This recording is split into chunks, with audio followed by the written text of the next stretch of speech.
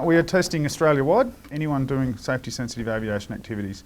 It includes anything from pilots to cabin crew, also looking at maintenance engineers, also ground baggage handlers. So anyone that really has a safety sort of aspects to the aviation industry and anyone who works airside.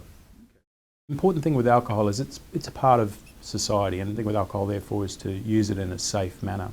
And alcohol can be impairing to safety both because it's still in your system, so your blood alcohol is above zero.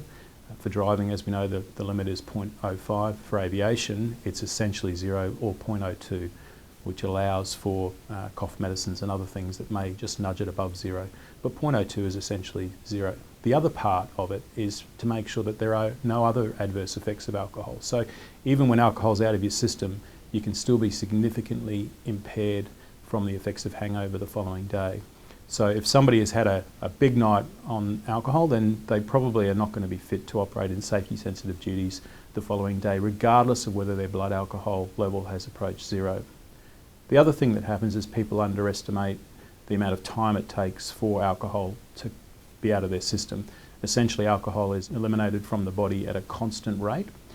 So therefore, depending on how late the person drank and how much they drank, it could be well into the following day, even as far as the next evening before the alcohol is out of their system. Many prescription medicines and even over-the-counter medicines can be impairing to performance. People may not be aware of them.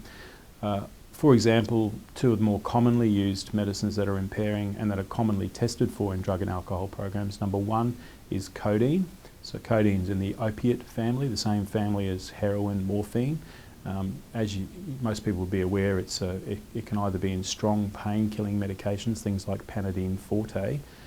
If you need strong painkillers, number one, the condition for which you're taking your medicine for probably means that you're not fit to work anyway. And then secondly, the codeine, the strong codeine in those medicines are also likely to be impairing, leading to people being sleepy. And that's why a lot of the packages talk about not doing safety type events like climbing ladders, driving and operating machinery, or driving heavy vehicles. So codeine in strong painkillers, you're probably not fit to be at work, and you need to make sure you have that discussion with your supervisor. Then there are the mild painkillers that contain codeines, the plus type medications, Nurofen plus, Aspalgins, and they've got a smaller amount of codeine in them, generally somewhere between 6 to 9 milligrams. Most of the evidence suggests that those types of painkillers are really no more efficacious than basic paracetamol.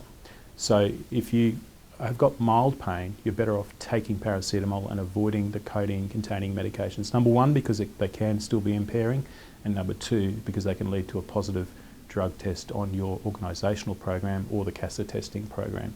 So the advice is to avoid codeine-containing medications altogether. The second group of medications that are potentially impairing and that also are tested for in drug and alcohol programs are the benzodiazepines. They're also sleeping medications such as temazepam, Rohypnol, diazepam, Valium, those types of medications. Again, they can lead to significant impairments, sleepiness, mistakes, lack of concentration, and of course are not compatible with a safety sensitive role if it's still in the system. So with those medications, you need to take advice from your doctor in relation to how long after taking the medication you can then work in a safety sensitive aviation activity.